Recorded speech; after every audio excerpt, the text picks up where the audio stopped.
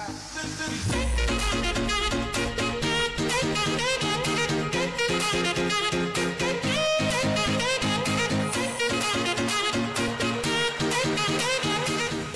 tout le monde, j'espère que vous allez tous et toutes bien. Aujourd'hui on se retrouve pour une nouvelle vidéo, pour une FAQ, une foire aux questions.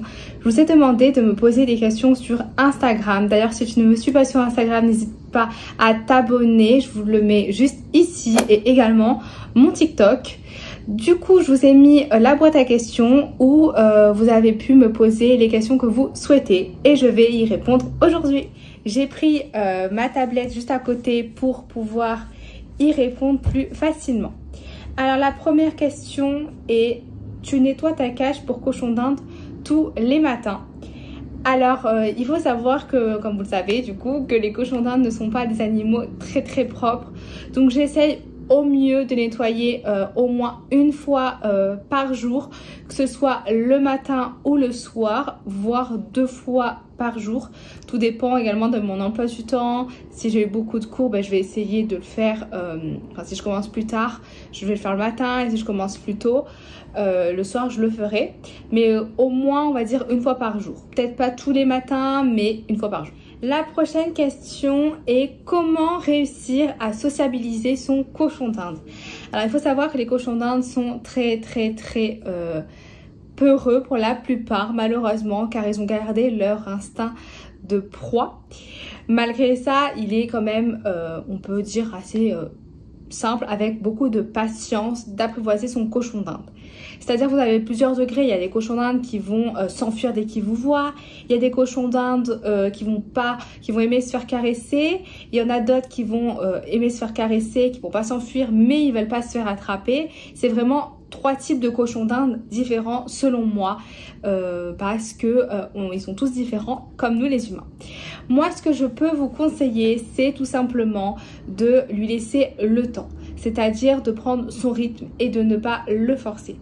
Lorsqu'il arrive le premier jour, laissez-le tranquille par exemple, et pour procéder à la sociabilisation, c'est tout simplement le fait de vous approcher de sa cage, lui parler doucement, lui donner des friandises à la main, le caresser délicatement, lui tendre votre main pour qu'il comprenne que vous n'êtes pas un prédateur qui veut le manger, qui veut l'attraper, mais au contraire que vous voulez son bien, notamment lui donnant des légumes à la main, parce que les cochons d'Inde répondent beaucoup à la nourriture. C'est que si vous lui tendez la plupart du temps un morceau de persil, un morceau de poivron, il va sûrement le prendre. S'il ne le prend pas dans la main, c'est pas grave, ne vous inquiétez pas, rien n'est perdu. Juste, il va falloir du temps. Donnez-lui, posez-lui, mais tout en lui parlant doucement, en vous approchant doucement. Et quand il aura confiance en vous et à son environnement, ça sera beaucoup mieux. Vous pouvez également le prendre et on va dire jouer avec lui, c'est-à-dire le poser par terre avec vous sur un plaid et le caresser, lui donner des légumes à la main. Et vous allez être à sa hauteur, donc il y aura moins cet aspect de proie et prédateur qui peut lui faire peur. La troisième question est: vous donnez quoi comme jouet au cochon d'Inde? Merci. Alors personnellement je donne surtout des jeux à ronger qui sont très bons pour qu'ils usent leurs dents, mais également pour les occuper. Donc que ce soit des ponts, que ce soit des petites balles à ronger, que ce soit des tunnels, ça les occupe. Et vous avez également les jeux qui vont faire travailler leur intellectuel, c'est-à-dire les tapis de fouille, les jeux où ils doivent soulever pour récupérer la friandise. Ça va les faire travailler mentalement, donc les fatiguer et donc les occuper au mieux. Vous pouvez encore une fois jouer avec eux, c'est-à-dire que beaucoup de personnes font, on va dire, des petits jeux d'obstacles, des petits jeux d'agilité, les font sauter doucement. Ça peut être une idée également pour l'occuper, et en plus de ça pour créer un fort lien avec votre cochon d'Inde. D'ailleurs j'ai fait une petite vidéo où je vous ai montré différents jeux pour cochon d'Inde que j'avais acheté, et d'ailleurs j'étais en compagnie de Pépito. Ensuite, la quatrième question, il me semble, est tu peux nous présenter l'habitat de tes lapins s'il te plaît. Alors j'ai fait également une vidéo YouTube sur l'habitat de mes lapins avant leur arrivée. Il a évolué parce qu'il faut savoir que Kenny et Nexi ne sont pas encore castrés et stérilisés. Ça va se faire dans le mois qui arrive.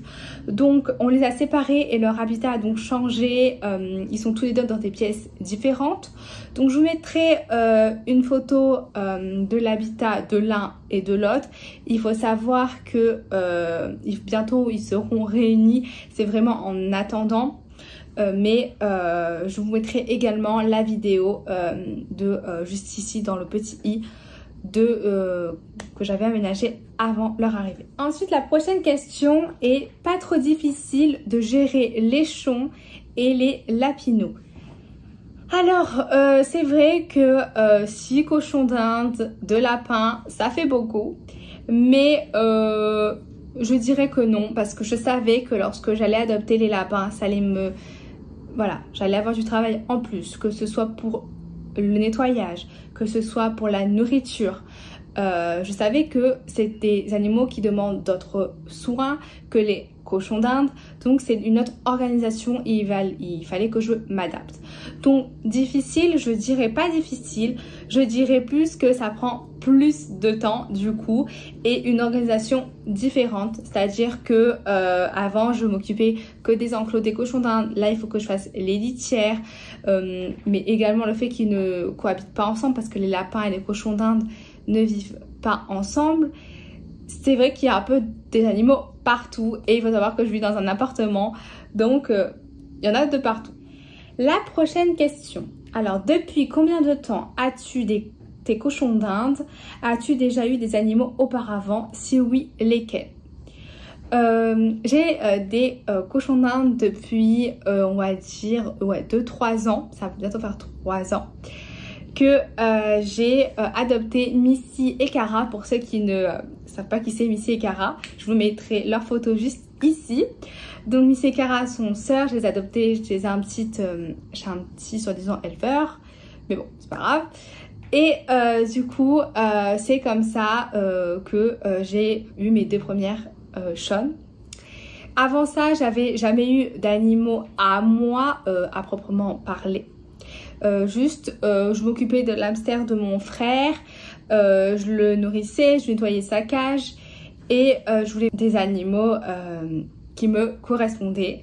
D'où la prochaine question qui est comment est venue ta passion pour les cochons d'Inde?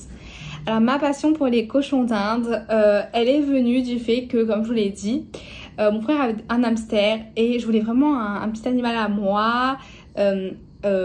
Avec lequel que je puisse m'en occuper, mais les hamsters me correspondaient pas vraiment. Ma mère à l'époque ne voulait pas qu'on adopte des lapins parce que je voulais un lapin, donc je me suis vraiment concentrée sur le cochon d'Inde. Je trouvais que c'était une bonne alternative.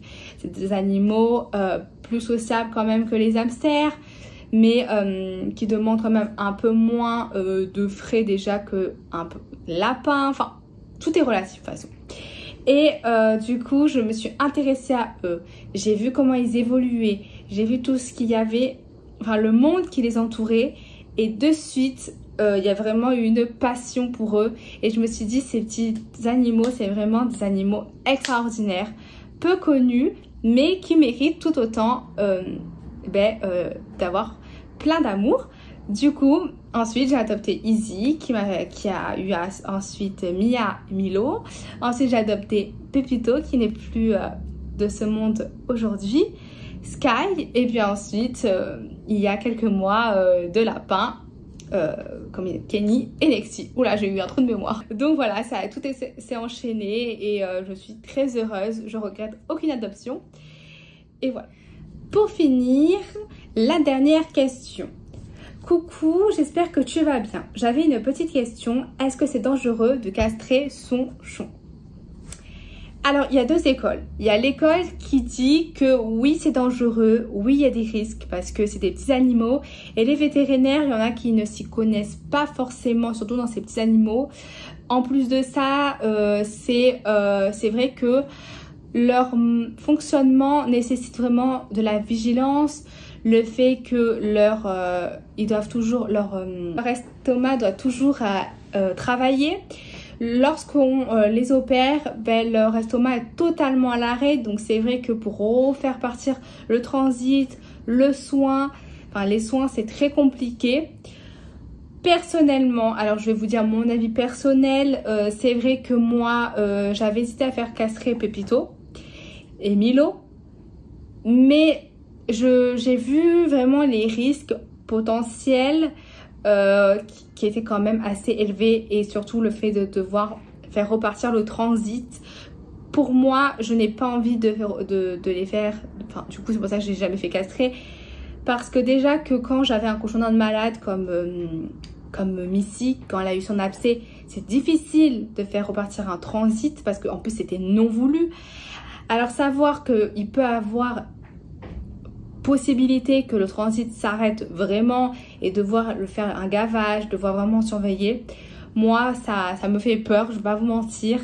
Du coup, si ton cochon d'Inde honnêtement est heureux comme ça, s'il montre pas des effets de solitude, s'il est bien et que tu voulais le mélanger avec d'autres cochons d'Inde, j'ai envie de te dire que le mieux c'est de le laisser.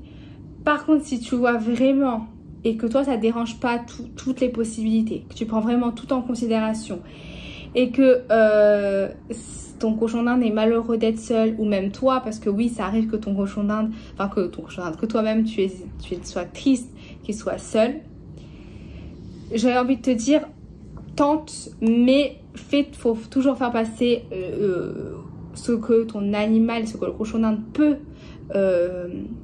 lui supporter, que nos propres envies.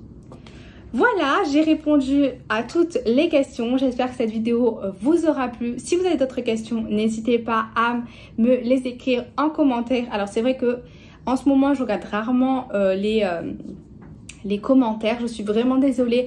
Donc c'est pour ça que si vous avez des questions, c'est mieux de m'écrire sur Instagram parce que je suis beaucoup plus active et je réponds à la minute pratiquement. Et je vous dis à bientôt dans une prochaine vidéo. Bisous!